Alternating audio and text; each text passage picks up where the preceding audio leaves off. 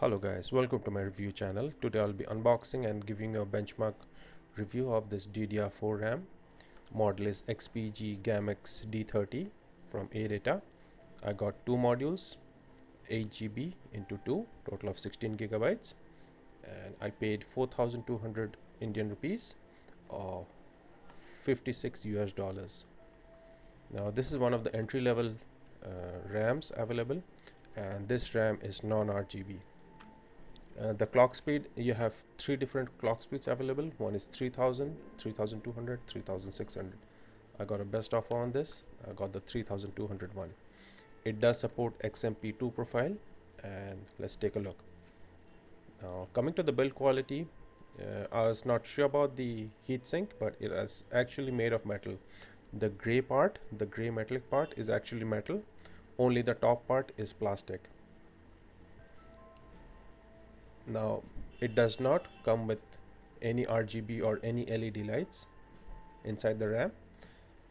So if you want RGB effects, you should go and check out some other RAMs from XPG or any other brand.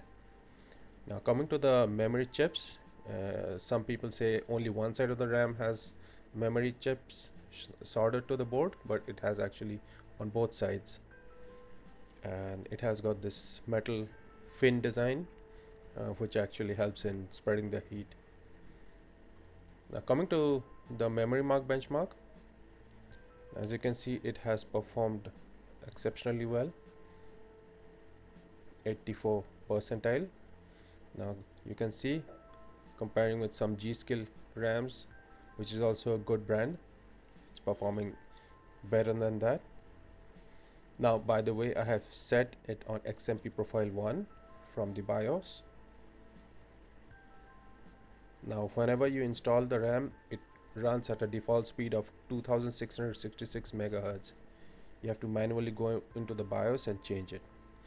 Now this is the IRA64 benchmark. You can see some of the read write and caching speed over here, and it will give you an idea how the performance is compared to some other RAM or other generation devices.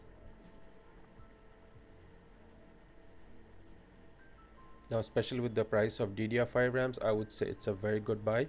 16 GB for $56 or 4,200 rupees. It's actually quite good. Now this is the benchmark I did in the background and took a snapshot. If you guys are interested, you can check this out, how this RAM actually performs at XMP profile 1. Now in order to change the XMP profile, whenever you install it, it is actually disabled. So just go to the BIOS by hitting the delete button on your keyboard, and it will go into the BIOS. This is for the Gigabyte Z690M ORS Elite motherboard. As you can see, it's simple. Easy mode is there. Now you have advanced mode for advanced users. I'll show you that also. Both B660 and Z690 both actually have a capability to overclock memory modules. Over here you have XMP profile 1, as I said. Now you have got different settings which I'm not exactly so sure, because I'm also a beginner at this overclocking and unlock processors. So as you can see, there are so many different settings. So I would recommend you going exceptionally high, because if a memory is unstable, your system won't even start. So you have to reset the BIOS or clean the CMOS. So I've tried few settings like 3600 megahertz, but the system is not that stable. It kind of crashes after a few minutes. So I've kept it on XMP profile 1.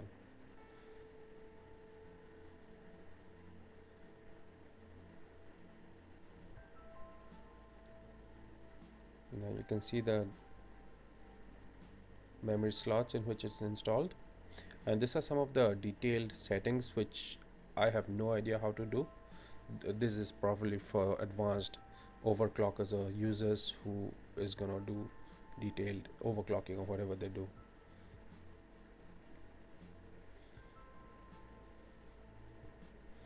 Now that was from the BIOS. You have this app provided by Aorus, Gigabyte Aorus motherboards, easy tune.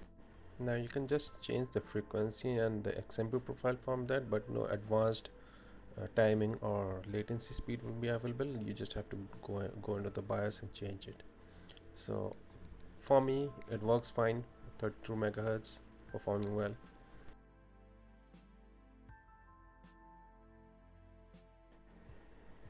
Hope you guys like my video. Please like and subscribe to my channel. Thanks guys.